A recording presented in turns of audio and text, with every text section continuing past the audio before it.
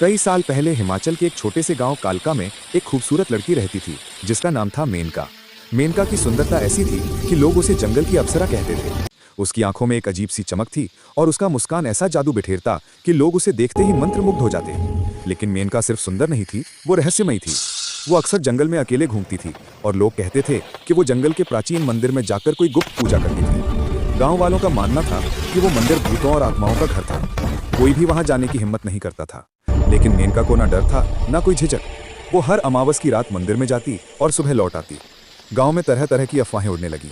कुछ कहते कि मेनका कोई जादूगरनी है, तो कुछ कहते कि वो जंगल की आत्माओं से बात करती है। एक दिन गांव का एक नौजवान विक्रम, जो मेनका से बेहद प्यार करता था, उसका पीछा करने का फैसला किया।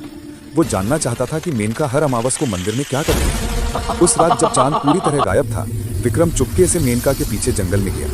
मंदिर के पास पहुंचते ही विक्रम ने देखा कि मेनका एक प्राचीन मूर्ति के सामने खड़ी है। मूर्ति के चारों ओर नीली लपटें जल रही थीं, जो किसी जादुई शक्ति से प्रज्वलित थीं। मेनका ने अपने हाथों से कुछ अजीब से इशारे किए और अचानक मंदिर की दीवार पर एक द्वार खुल गया। विक्रम हैरान रह गया। वो द्वार ऐसा था जैसे किसी दूसरी दुनिया का रास्ता हो। मेनका उस द्वार में चली गई और विक्रम ने हिम्मत करके उसका पीछा किया। लेकिन जैसे ही वो द्वार के पास पहुंचा, एक तेज रोशनी ने उसे अंधा कर दिया। जब उसने आंखें खोली, वो एक अनजान जगह पर था।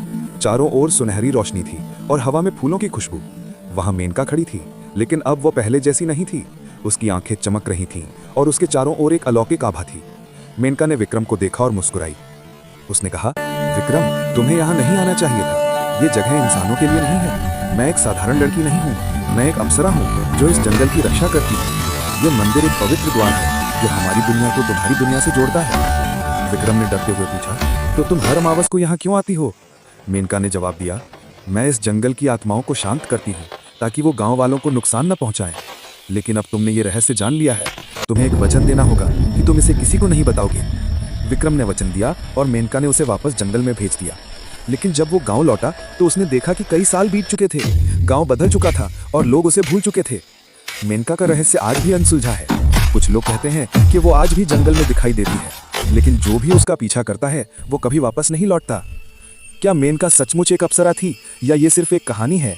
ये रहस्य आज भी कालका के जंगलों में गूंजता है। क्या आप